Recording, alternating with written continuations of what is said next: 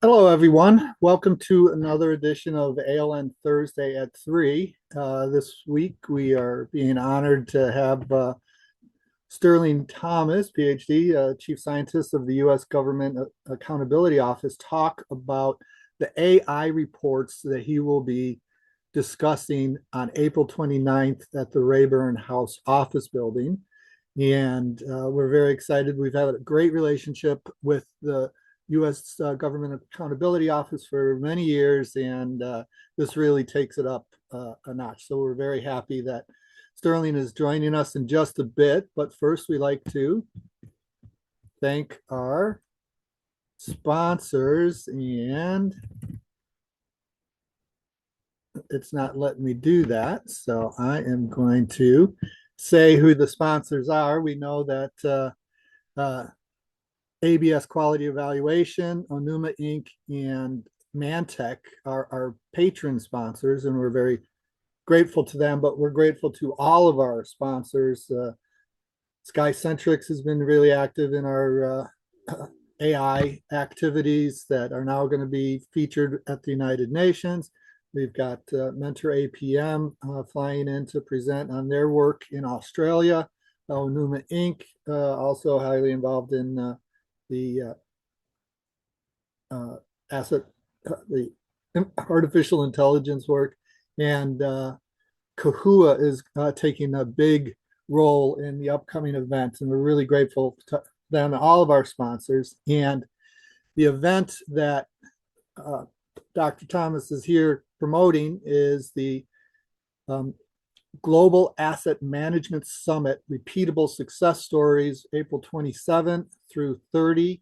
You don't have to attend all of the days. Go to the website, and there's a breakdown of the excellent speakers that we have. The first day being very international with folks from Canada, the Australia, UK,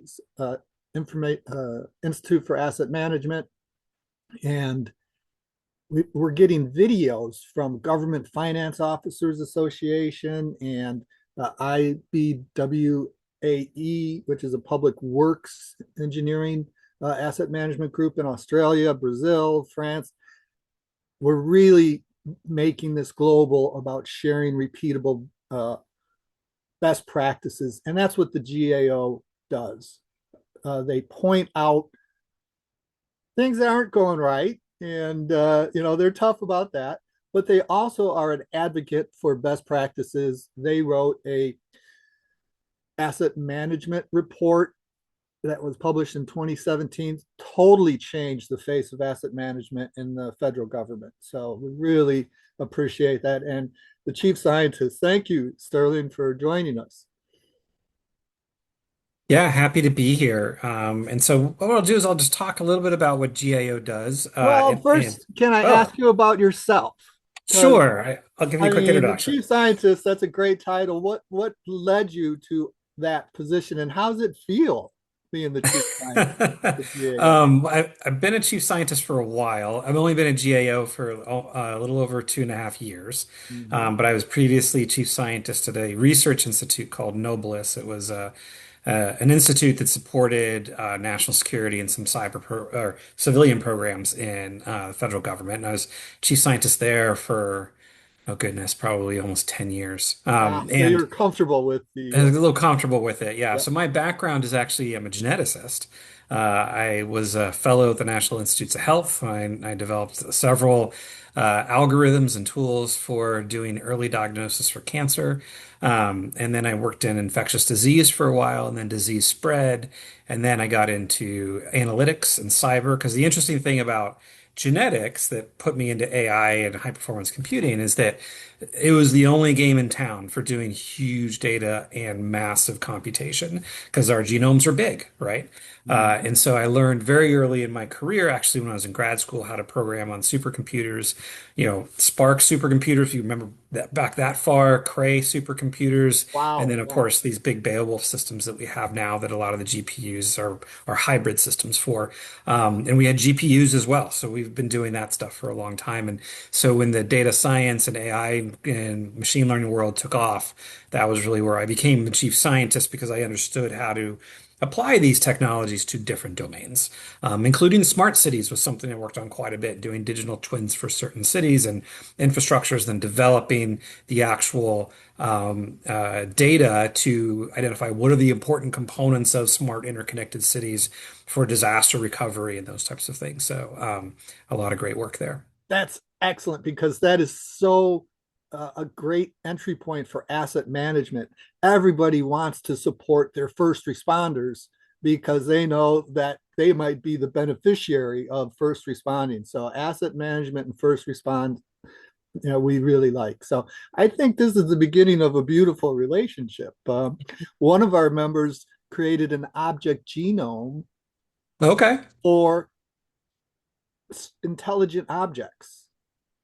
And um, we're working with the Linux Foundation's Coalition for Smarter Buildings to Hmm. actually make buildings smarter.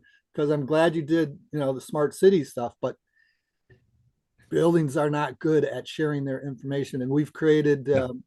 a knowledge graph of Hmm. an actual building. We believe Oh, that's the good. first time that it was done. And Yeah. part of what we're sharing at the event where you'll be speaking is how NIST has made this publicly available for repeatable processes. Yeah, so that I mean that so that is really great. I'm glad you're going that direction because the work that we were doing was also in the knowledge graph space. And the great thing you learn is when you start working, putting data into those architectures, is that there's quite a bit of great information theory mathematics that comes out of it that allows you to identify bottlenecks and high speed information transport areas. And that's what we did with the smart cities idea there for disaster recovery was if you could somehow reroute the information so that you could get a new grid back online faster without having to repair the direct connection, that is much more powerful than just saying, oh, we're just going to repair everything that's broken, and much faster. And then it gets to the next point of, well, let's design the cities to have this resilience, but not add additional cost. And that those interconnects became very, very critical for that. So, Well, yeah. let's geek out just a little bit more before we talk about the reports, because I think this gives a foundation for the reports and you talking about the reports. So tomorrow, the ALN is involved in the United Nations task force on AI and digital tools. And we're going to be presenting work that we have done. And that work will also be presented at the summit at the end of this month. And we're now starting to look at OWL and Shackle to help us. Yep. Yeah, I thought that would Yep. impress you. I just learned this one yesterday, but it makes perfect sense. Yep. And these are the tools that AI uses. And so when we have our infrastructure using them, we'll actually gain greater benefit Yep. on real information and then be able to assist with the type of work for those emergency response and turning on grids quicker. Yeah, and the nice thing about the ontology and interconnected maps like OWL provides is that you can use that as a foundational verification tool for some of the generative AI tools. And so, for example, there's a Google tool that's very popular called Notebook LM that allows you to load a lot of information into, and then it will generate a knowledge graph for you. Well, if you already have an OWL formatted graph of what your assets are, you can then load that in and compare it to the graph that was generated to get a good idea. Does this model actually represent the information the same way that we know is a ground truth? And that's a pretty strong validation step. Yeah. So I see we have people from all around the world watching, and I forgot to say, if you have any questions, please use the chat and throw them in there. Otherwise, thanks for letting us geek out a bit here. And now, the reports that you are doing and have done at the GAO don't go into the details of the technology, I believe, but show how the agencies, including your own, are using AI. And this is great because, again, it's a repeatable process. By Mhm. looking deeper into these, you don't have to be involved in the electric system to benefit from it. If you're in water, you can use some of the same principles and processes in water. Yeah, absolutely. And so the foundation of what I'm going to talk about comes from our accountability framework for AI that we published years ago. But we're, continuously updating, and we're going to probably issue a new update in a little bit. But it's still the idea, the design of it was to be evergreen. It is, and it is. The concept around it is what kind of thought exercises and processes should you go through as you are adopting a new AI technology. We follow this within our organization. So and I'll give you some examples.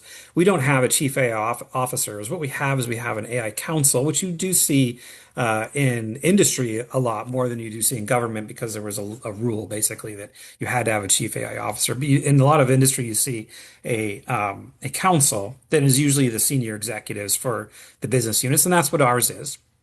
It's all the senior executives for our mission teams, which are our business units. And then it has a chair, and I'm the chair. And the idea there is that we discuss the different AI use cases and tools that come in, and then we make recommendations to our executive council, which makes the final determination, which is always the same determination we come to. But the idea there is that we do a lot of the groundwork to look at how the framework could be applied to the decision of a new tool coming in.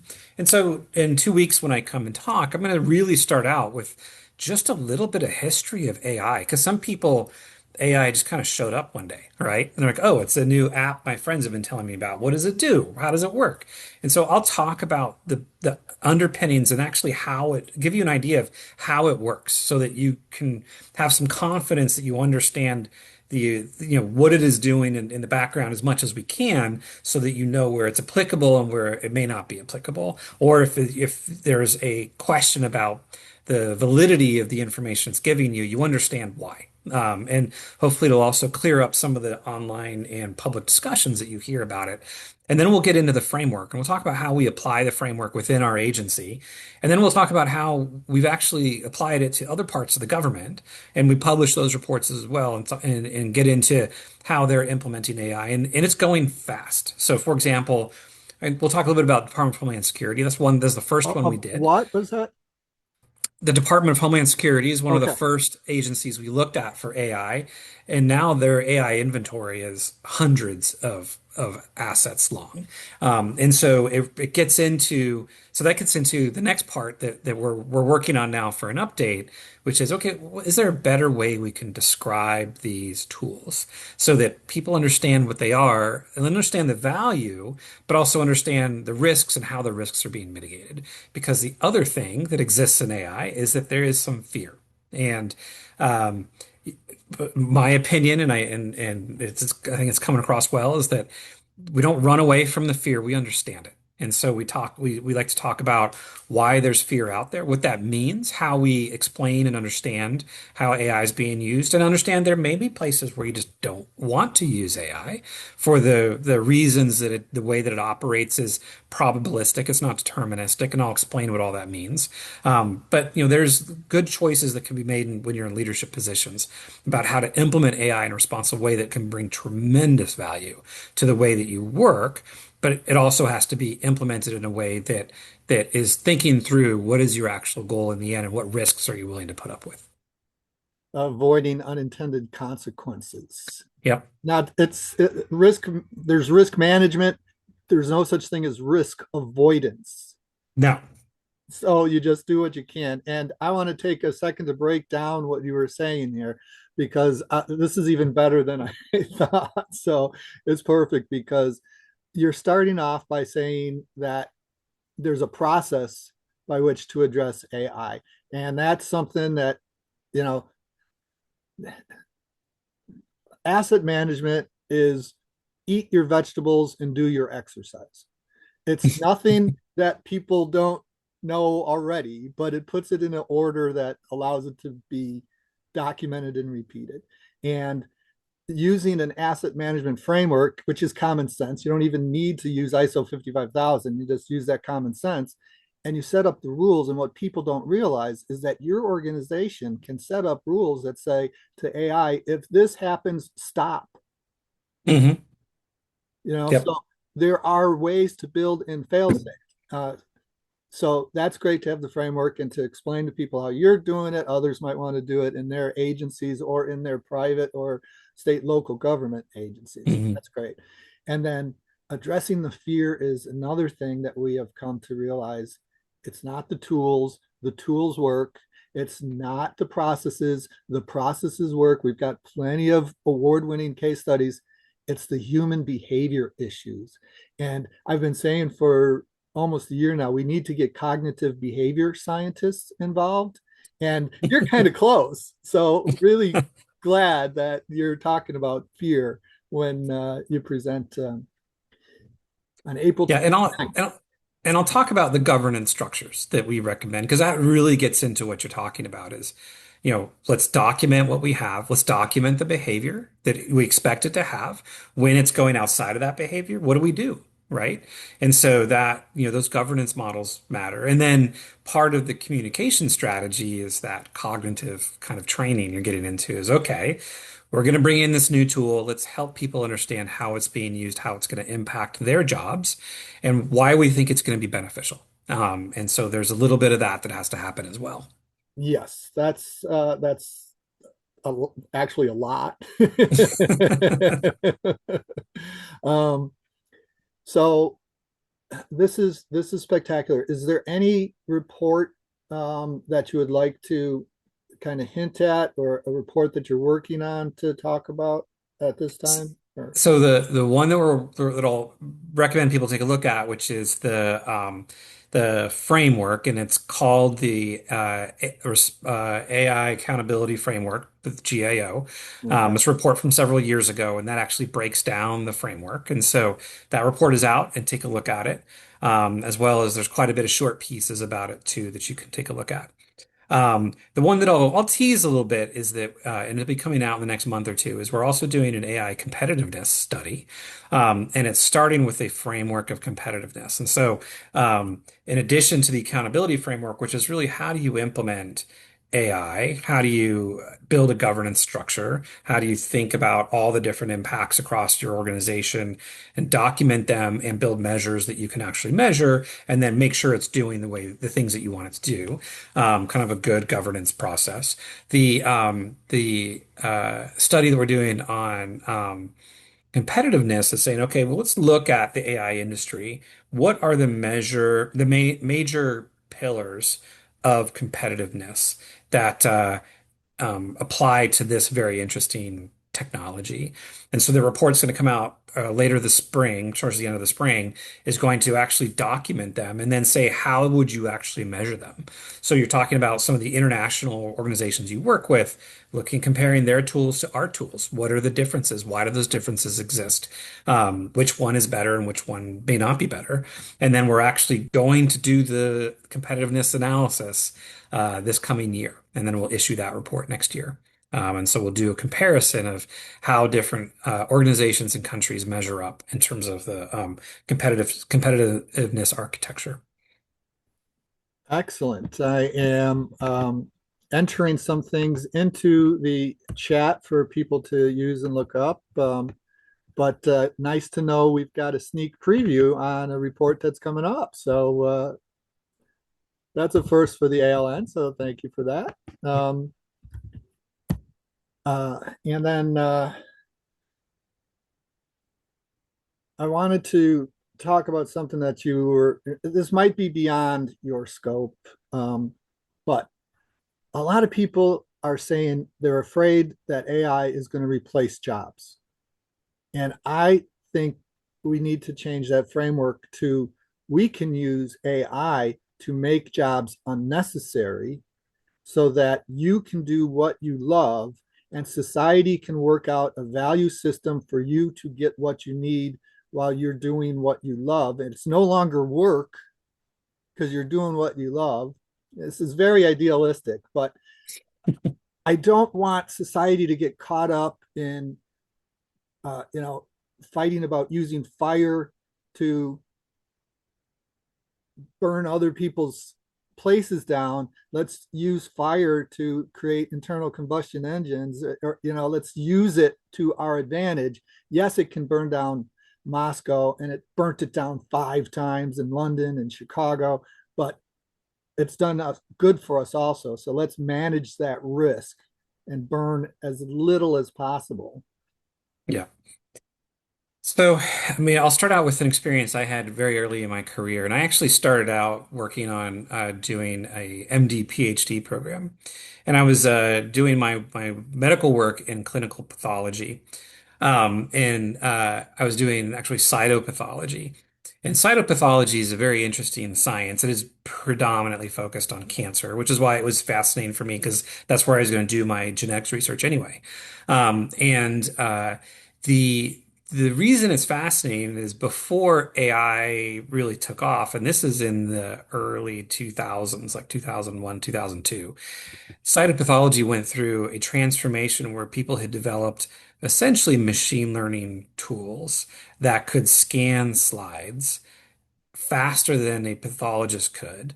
And they wanted to get them approved, and they did get them approved to be used by the FDA for cancer screening, not for diagnostics. Like if there's an abnormality, it had to come to me, right? But if you're just getting a regular screening because you're of a certain age, then those that could be reviewed by a machine, and the vast majority are today.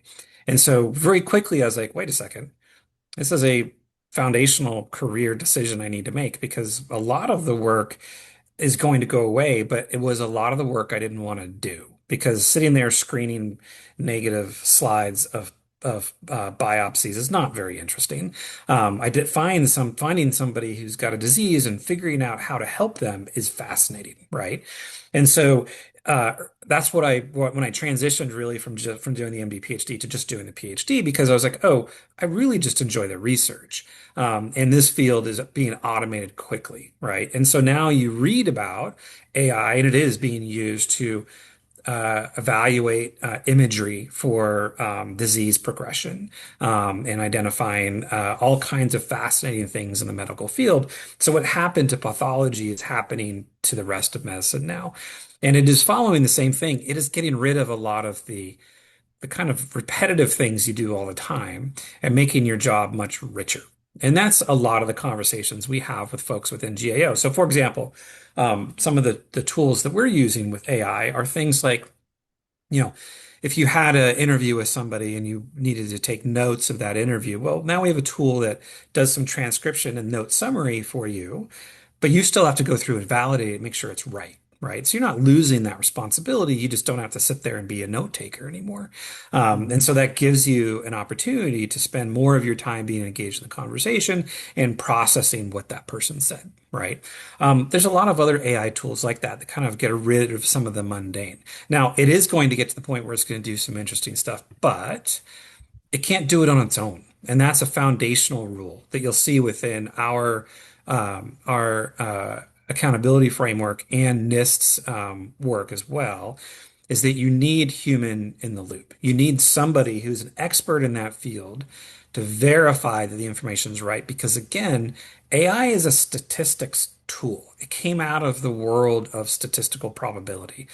It will give you two different answers with the same inputs because that's the way the math works.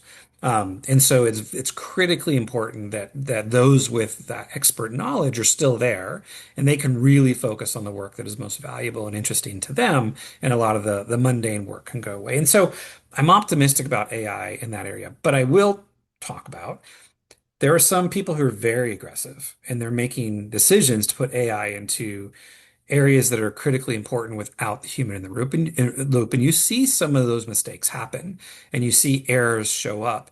And there's lawsuits around those now. And they're really important because one of the other fascinating things about what's happening in this country is there's not a lot of regulation of AI right now. There's actually very, very little out in the federal government. In the states, there's a little bit more, but the judiciary is actually going to be making a lot of decisions because bad things have happened. There are litigation around those bad things. And the question comes down to, well, a computer did this. Who is responsible? Is the person who developed the algorithm responsible? Is the company who sold the tool that had the algorithm embedded responsible?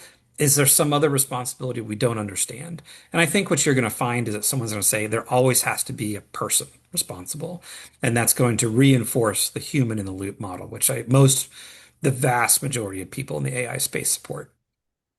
Excellent. So that's both scary and reassuring at the same time. That's Yeah.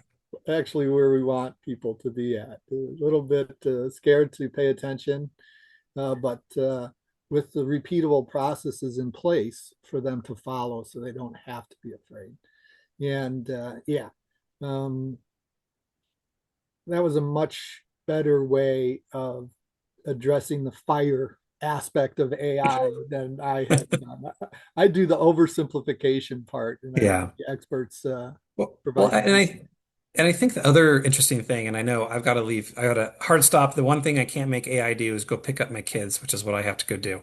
Okay. But the in about 3 minutes. But I do want to talk a little bit about AGI, right? Which is artificial general intelligence, which is different than what we have today. Today we have kind of machine learning on steroids, and this is a tool that's generalizable, but it is very much a computer program. It's a chat bot. Yeah,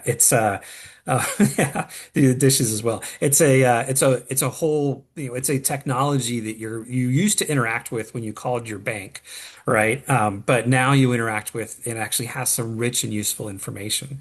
Um, AGI is a different animal. This is a computer program that will have the ability to rationalize and make decisions in the same way that people do, and can make value decisions. And it's important to understand that that's what AGI is, and it doesn't exist today, and that's not what these tools are, because they don't make value decisions. They're giving you raw information, maybe a little bit more processed, a little smooth around the edges, because the interfaces that you interface with these tools do a lot of filtering and processing to make it very human-like when you interact with it.